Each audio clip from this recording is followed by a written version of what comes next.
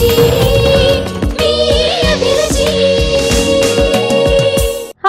welcome to Freedom Refined Sunflower Oil Abhiruchi.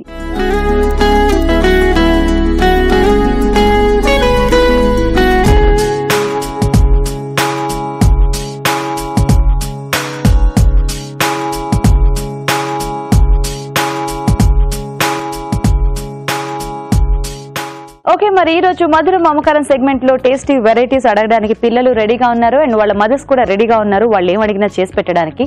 మరి దానికంటే ముందు గుమగుమల్లో రాజుగారు చేయబోతున్న టేస్టీ వంట ఏంటో చూసేద్దామా.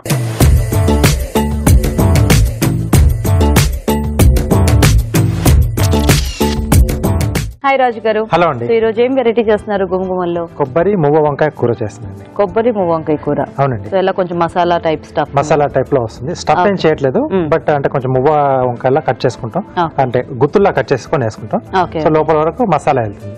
అంటే కొంచెం లేతగా ఉంటుంది కదా, మరి స్టఫ్ చేసిన చిన్న చిన్న మువ్వ వంకాయలు కదా, అంత కంఫర్ట్ గా ఉండవు కాబట్టి జస్ట్ అలా గుత్తులుగా కట్ చేసి వేస్తే సరిపోతుంది. ఓకే ఓకే ఓకే మరి కొబ్బరి మువ్వ వంకాయ కూర కావాల్సిన పదార్థాలు ఏంటి చూద్దాం. కొబ్బరి మువ్వ వంకాయ కూర తయారు చేయడానికి కావాల్సిన పదార్థాలు: మువ్వ వంకాయలు ½ కిలో, పచ్చి కొబ్బరి పేస్ట్ 1 కప్పు, పోపు దినుసులు 1 టీ స్పూన్, అల్లం వెల్లుల్లి పేస్ట్ 1 టీ స్పూన్, తరిగిన పచ్చిమిరపకాయలు 3, ఉప్పు తగినంత, కారం తగినంత, పసుపు చిటికెడు, జీలకర్ర పొడి 1 టీ స్పూన్, ధనియాల పొడి 1 టీ స్పూన్, కొత్తిమీర కొద్దిగా, నూనె 3 టేబుల్ స్పూన్లు. ఓకే మరి కావాల్సిన పదార్థాలన్నీ చూసారు కదా, స్టార్ట్ చేద్దామా రాజు గారు? ఓకేనండి.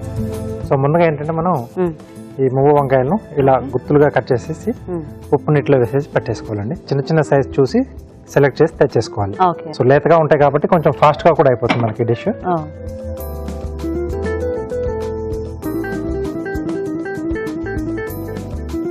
ఆయిల్ అండి,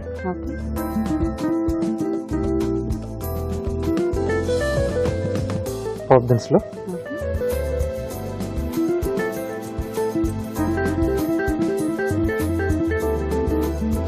సో దీంట్లో మనం మసాలా అనేది కొంచెం మారుస్తూ చేసుకోవచ్చు అండి డిష్. గ్రేవీ పార్ట్ వరకు. పచ్చిమిరపకాయలు, కొద్దిగా అల్లం వెల్లుల్లి పేస్ట్. సో ఇది కావాల్సితే వేసుకోవచ్చు, లేకపోతే అది లేకుండా కూడా చేసుకోవచ్చు. ప్లెయిన్ గా చేసుకోవచ్చు, బాగుంటుంది అలా కూడా. అంటే పచ్చి కొబ్బరి కదా, సో ఆ టేస్ట్ అనేది కమ్మకమ్మగా బాగుంటుంది. సో కరివేపాకు కూడా యాడ్ చేస్తాను. సో అది లేకుండా చేసుకున్నప్పుడు కొంచెం ఇంగువ యాడ్ చేసుకుంటే బాగానే ఉంటుంది. సో దీంట్లో మనం గుత్తులుగా కట్ చేసుకున్న మువ్వ వంకాయలు.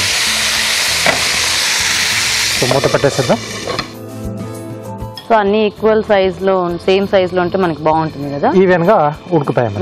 ఎందుకంటే అండ్ చూడటానికి కూడా బాగుంటుంది. మరి పెద్ద వంకాయలతో చేసుకుంటే ఇంక మనకి అంటే మగ్గిన తర్వాత కొంచెం టేస్ట్ అంత బాగోదు, ఎందుకంటే పెద్దగా ఉంటుంది కదా.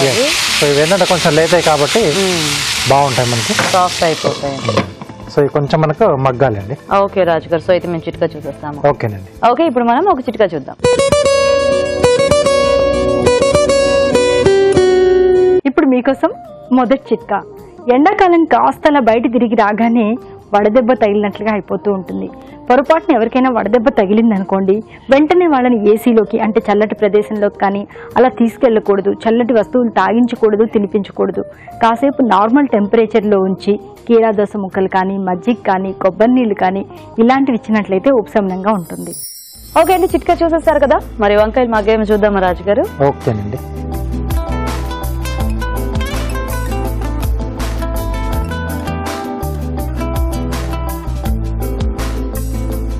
సో ఇప్పుడు దీంట్లో సరిపడా ఉప్పు,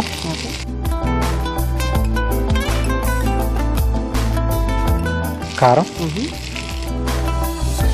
కొద్దిగా పసుపు, పచ్చి కొబ్బరి పేస్ట్ అండి.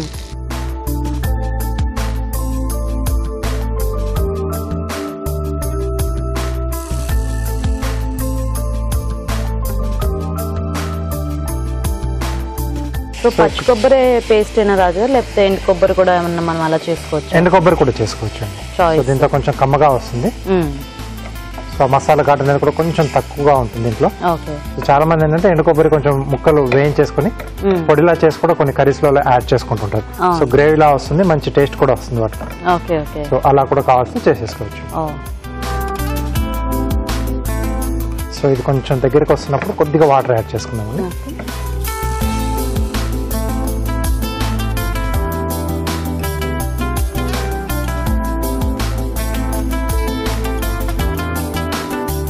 సో దీనికి యూజువల్గా ఇలా గ్రేవీ టైప్ లోనేనా రాజు గారు, లేకపోతే కొద్దిగా వంకాయలు వాడి కొంచెం దగ్గరికి ముద్దకూర టైప్ లో కూడా చేసుకోవచ్చు, టొమాటో ఇట్లా యాడ్ చేసి చేసుకోవచ్చు, బానే ఉంటుంది అలా. సో పులుపు కొరకు కావాల్సి టమాటో యాడ్ చేసుకోవచ్చు, లేకపోతే కొంచెం చింతపండు గుజ్జన్న యాడ్ చేసుకోవచ్చు. సో అలా కూడా బానే ఉంటుంది. Okay okay. కొద్దిగా ధనియాల పొడి, ఓకే, కొద్దిగా జీలకర్ర పొడి.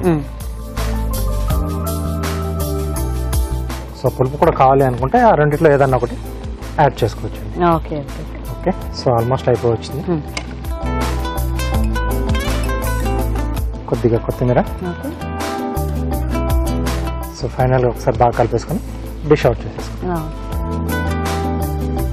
సో వంకాయలకి అంతా కూడా అది స్టఫింగ్ బాగానే లోపలికి వెళ్ళిపోయినట్టుంది. వెళ్ళిపోయింది. చిన్నగా ఉంటాయి, కొంచెం లేతగా ఉంటాయి. సో కొంచెం వేగిన తర్వాత కొంచెం అదే ఆటోమేటిక్ గా స్టఫ్ లా అయిపోయినట్టుంది. ఎస్. సో కాబట్టి మళ్ళీ అడిషనల్ గా మనం స్టఫ్ చేసుకోవాల్సిన అవసరం ఏం లేదు. Okay okay.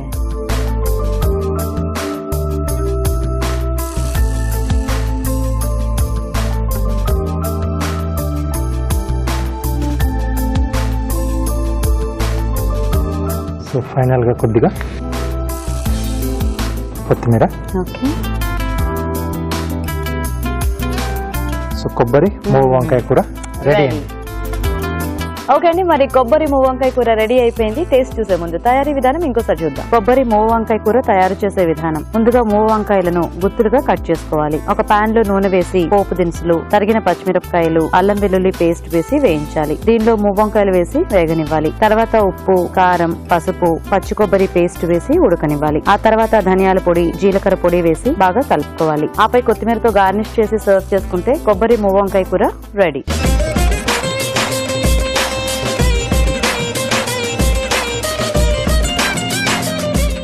ఓకే అండి, తయారీ విధానం చూసారు కదా. రాజుగారు టేస్ట్ చూద్దామా? ఓకే.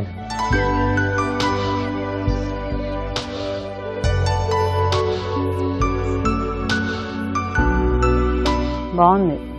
వంకాయకి మంచి ఫ్లేవర్ యాడ్ అయింది. గ్రేవీకి ఆ వంకాయ ఫ్లేవర్ వచ్చింది. చాలా సాఫ్ట్ గా కుక్ అయింది వంకాయ కూడా. సైజ్ చిన్నగా ఉంటాయి కదా మూవ వంకాయలు. బాగుంది రాజుగారు. టేస్ట్ ఎందుకంటే ఆ పోపు కానీ అదంతా కూడా ఆ పచ్చి కొబ్బరికి అది మంచి టేస్ట్ ఉంటుంది. అండ్ ఏదైనా యాడ్ చేసినా కూడా బాగా బ్లెండ్ అవుతుంది కాబట్టి చాలా టేస్టీగా ఉంది. బట్ అంటే అప్పుడప్పుడు కొంచెం డిఫరెంట్ గా ఉండాలనుకుంటే మీరు చెప్పినట్టు కొంచెం ఎండు కొబ్బరితో కూడా అప్పుడప్పుడు ట్రై చేస్తాం. సో మసాలా మారిస్తే ఎలాగో మనకి టేస్ట్ అంతా కూడా మారిపోతుంది కదా. సో ఒక్కొక్కసారి ఒక్కొక్క వెరైటీగా ట్రై చేయొచ్చు. నైస్. సో మరి చూసారు కదా, మీరు కూడా ట్రై చేసి చూడండి. ఇప్పుడు ఇంకో చిట్కా చూద్దాం.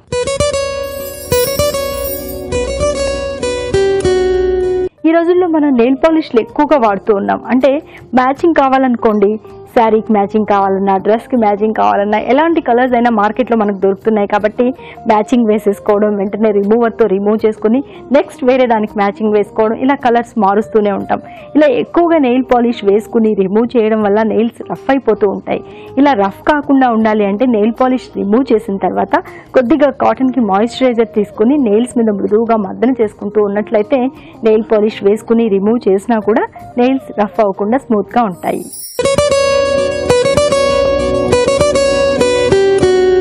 ఇప్పుడు మీకోసం మొదటి చిట్కా. ఎండాకాలం కాస్తలా బయట తిరిగి రాగానే వడదెబ్బ తగిలినట్లుగా అయిపోతూ ఉంటుంది. పొరపాటున ఎవరికైనా వడదెబ్బ తగిలిందనుకోండి, వెంటనే వాళ్ళని ఏసీలోకి అంటే చల్లటి ప్రదేశంలోకి కానీ అలా తీసుకెళ్ళకూడదు. చల్లటి వస్తువులు తాగించకూడదు, తినిపించకూడదు. కాసేపు నార్మల్ టెంపరేచర్లో ఉంచి కీరాదోస ముక్కలు కానీ, మజ్జిగ కానీ, కొబ్బరి నీళ్ళు కానీ ఇలాంటివి ఇచ్చినట్లయితే ఉపశమనంగా ఉంటుంది.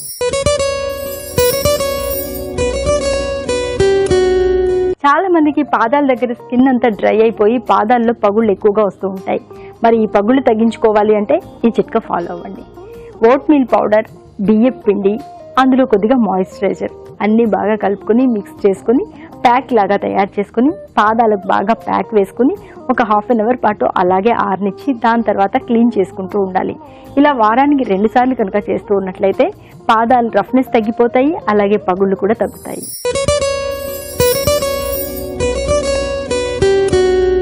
యాపిల్ గుజ్జులో పాల మీగడ కలిపేసి పేస్ట్ లాగా చేసుకుని ముఖానికి, మెడకి మృదువుగా మర్దన చేసుకుని ప్యాక్ లాగా వేసుకుని ఒక హాఫ్ అన్ అవర్ తర్వాత వాష్ చేసుకుంటూ ఉన్నట్లయితే ముఖము, మెడ దగ్గర చర్మం అంతా కూడా మృదువుగా ఆరోగ్యంగా తయారవుతుంది.